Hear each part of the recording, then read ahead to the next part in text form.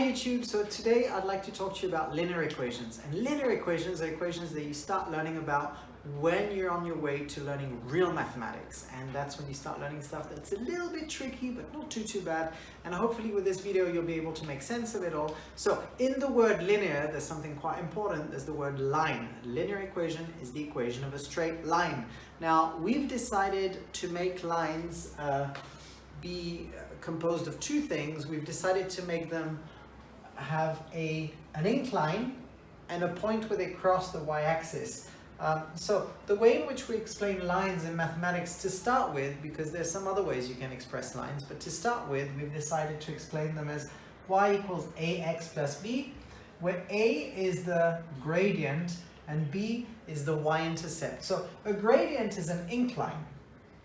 And so to explain what a gradient is, perhaps you can think about like when a road goes up, it's very much like a slope. So when we say that a line has a positive gradient, it means that it goes up. Now we mean from left to right. So for example, this is a line with a positive gradient. So you can see that that's a line that's going up. A line with a zero gradient is a flat line. So it doesn't go up and it doesn't go down. It's just a flat line. And a line with a negative gradient is a line that would go down. So if you see a line with an a value that's negative, so the a value is the value of the gradient. If the a value is positive, it's a line that's going up. If the a value is zero, if it's like y equals b, it's just a horizontal line. And if the a value is negative, it's a line that's going to go down. So you got these kind of scenarios here. And the other way that we identify a line is through its y-intercept, where it crosses the y-axis. So we say intercept, like when you intercept a ball in sports. So here you see that the line has a gradient of 2 and a y-intercept of 3. So it means that it crosses the y-axis at the point 3. It could cross the y-axis at 2. It could cross the y-axis at 1. It could cross the y-axis at 0. These would all be parallel lines. They could all have a similar gradient, but cross the y-axis at a different point. But the way that we make it unique is by saying, oh, I know, this is the line with an incline of 2, but that crosses the y-axis at 3, so it's that one specifically. Now, let's talk about how we find a gradient. So typically what we do is we do rise divided by run. So that's an easy way to remember it. Now, what is the rise of a line? It's how much it goes up by. So in this example, I made a little staircase like this to show you that the line goes up by 2 when it goes across by 1. So we call 2 the rise and we call 1 the run. So this is a line with a gradient of 2 because it's 2 divided by 1. It rises by 2 when it goes across by 1.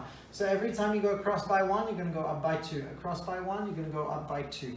Now, how could you calculate that in mathematics? Well, what you can do is you do what we call dy over dx, which is the differences in y divided by the differences in x. The difference means subtract in maths. So subtract meaning, like if I've got the point 0.3 and the point 1.5, so here's the point 0.3 and the point 1.5.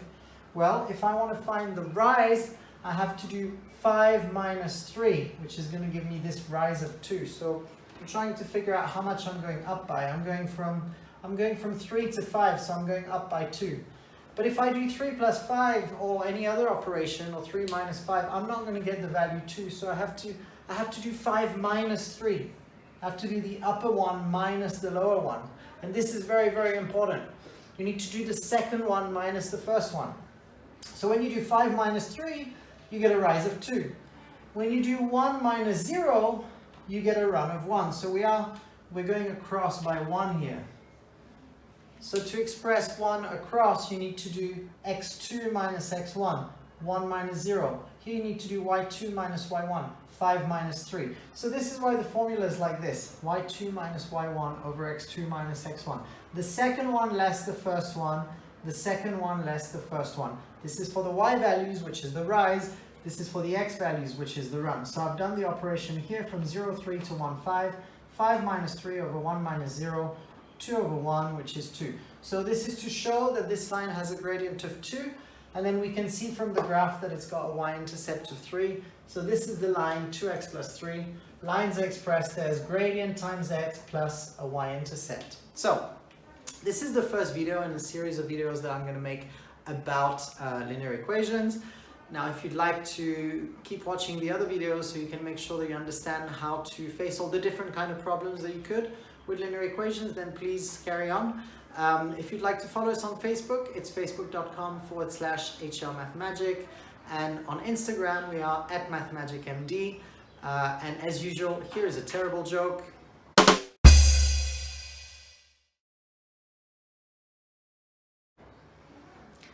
I hope you enjoyed that, and I shall see you next time. Thank you.